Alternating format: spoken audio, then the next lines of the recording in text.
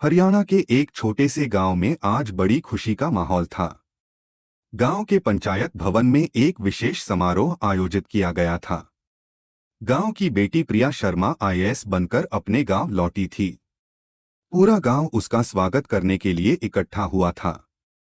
प्रिया 25 साल की खूबसूरत युवती थी और अपने राज्य में टॉप रैंक हासिल करके आईएएस बनी थी। आज वह अपनी खाकी साड़ी में बहुत सुंदर लग रही थी। लेकिन इस खुशी के पीछे एक बहुत दर्दनाक कहानी छिपी थी। 5 साल पहले की बात है।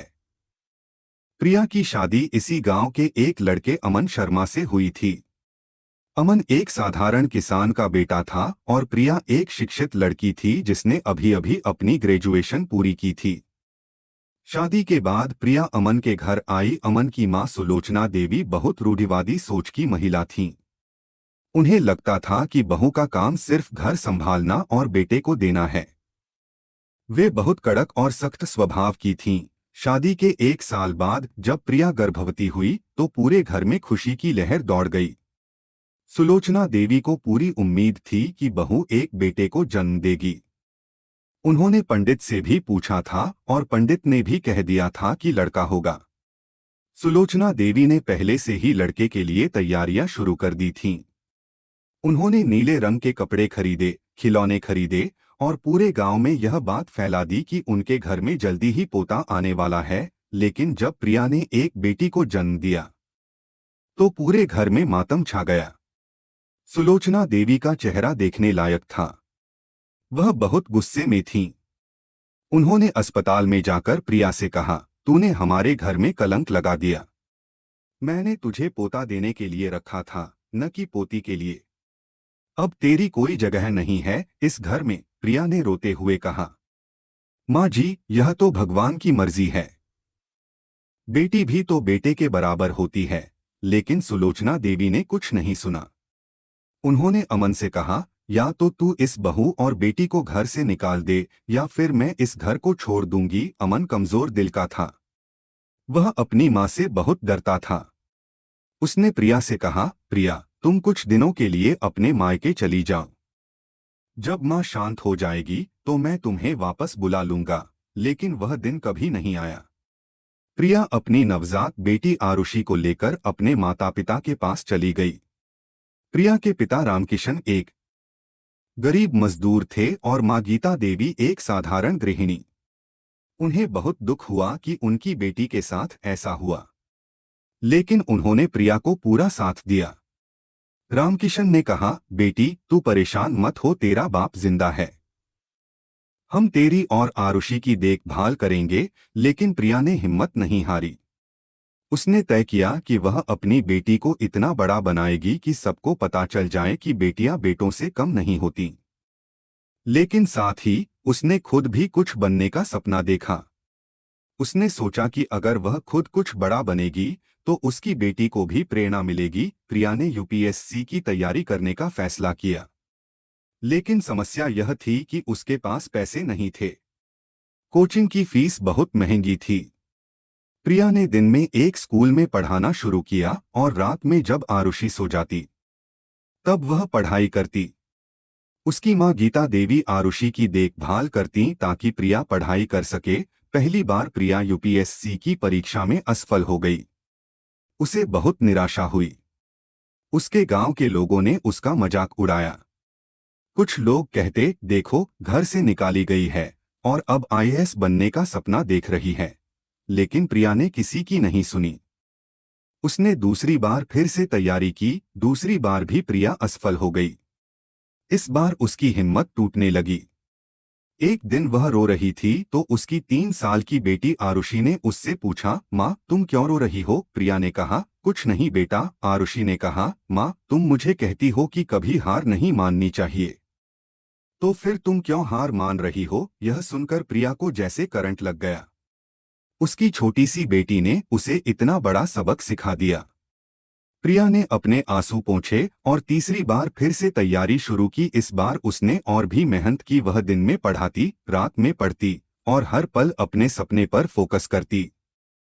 तीसरी बार जब परीक्षा का रिजल्ट आया तो प्रिया का नाम टॉप रैंक में था। वह न सिर्फ पास हुई बल्कि अपने राज्य में पहले नंबर पर आई। जब यह खबर प्रिया के गांव में पहुंची तो सभी हैरान रह गए। वही प्रिया जिसे घर से निकाल दिया गया था, आज आईएएस बन चुकी थी। सुलोचना देवी को जब यह खबर मिली तो वह सकते में आ गईं। उन्हें विश्वास नहीं हो रहा था। अमन भी बहुत खुश हुआ और साथ ही शर्मिंदा भी। उसे एहसास हुआ कि उसने अपनी पत्नी को कितना कम समझा था। आज जब प्रिया गांव में अपने पदभार ग्रहण समारोह के लिए आई तो सुलोचना देवी और अमन भी वहां मौजूद थे। समारोह में प्रिया ने अपना भाषण दिया। उसने कहा, मैं आज जो कुछ भी हूँ वह अपने माता पिता की वजह से हूँ। जब मुझे घर से निकाला गया था तब मेरे पिताजी ने मुझे सहारा दिया। मेरी माँ ने मेरी बेटी की देखभाल की ताकि मैं पढ़ाई कर सकूं और मेरी बेटी आरुषि ने मुझे हिम्मत दी कि कभी हार नहीं माननी चाहिए। फिर प्रिया ने आगे कहा, मुझे एक बेटी होने की वजह से घर से निकाला गया था। लोगों को लगता था कि बेटियां बोझ होती हैं, लेकिन आज मैं साबित करना चाहती हूं कि बेटियां किसी से कम नहीं हैं। अगर उन्हें मौका मिले तो वे कुछ भी कर सकती हैं। पूरा पंचायत भवन तालियों से गूंज उठा। सुलोचना देवी की आंखों में आंसू थे। उन्हें अपनी गलती का एहसास हो गया था। समारोह के बाद सुलोचना देवी प्रिया के पास आईं। उन्होंने रोते हुए कहा, बेटी मुझे माफ कर दे, मैंने तुम्हारे साथ बहुत गलत किया। मैं बहुत अज्ञानी थी। मुझे नहीं पता था कि बेटियां इतना बड़ा मुकाम हासिल कर सकती हैं। प्रिया ने उन्हें गले लगाया और कहा, माँ जी, मैंने आपको बहुत पहले माफ कर दिया था, लेकिन मैं चाहती हूँ कि आप एक सबक सीखें। बेटी हो या बेटा, दोनों बराबर हैं। और अगर हम बेटियों को मौका दें तो वे भी उतना ही बड़ा काम कर सकती हैं जितना बेटे करते हैं। अमन भी प्रिया के पास आया। उसने कहा, प्रिया मुझे माफ कर दो, मैं बहुत कमजोर था। मैंने तुम्हारा साथ नहीं दिया। प्रिया ने कहा, अमन जो हुआ सो हुआ। अब मैं आगे बढ़ चुकी हूँ, लेकिन मैं चाहती हूँ कि तुम अपनी सोच बदलो और अगले जन्म में कोई प्रिया तुम्हारे घर में आए तो उसे ऐसा न करना पड़े। प्रिया की कहानी पूरे गांव में फैल गई। धीरे धीरे गांव के लोगों की सोच बदलने लगी। कुछ परिवारों ने अपनी बेटियों को पढ़ाना शुरू किया। प्रिया ने एक स्कीम भी शुरू की जिसमें गरीब लड़कियों को मुफ्त में पढ़ाई का मौका मिलता था। आज प्रिया की बेटी आरुषि 5 साल की हो गई है। वह भी अपनी मां की तरह पढ़ाई में बहुत अच्छी है। प्रिया अक्सर कहती है, आरुषि ही मेरी असली ताकत है। उसने मुझे हिम्मत दी और मैं आज यहाँ तक पहुंची। यह कहानी हमें सिखाती है कि बेटियां कभी बोझ नहीं होती। वे भी उतना ही बड़ा काम कर सकती हैं जितना बेटे करते हैं। बस उन्हें मौका देने की जरूरत है। प्रिया ने साबित कर दिया कि अगर हौसला हो तो कोई भी मुसीबत हमें नहीं रोक सकती। उसने न सिर्फ अपनी बेटी के लिए बल्कि सभी बेटियों के लिए एक रास्ता बनाया। और सुलोचना देवी को भी समझ आ गया कि उनकी सोच कितनी गलत थी। आज वह गांव में दूसरों को समझाती हैं कि बेटियों को पढ़ाना चाहिए और उन्हें सम्मान देना चाहिए।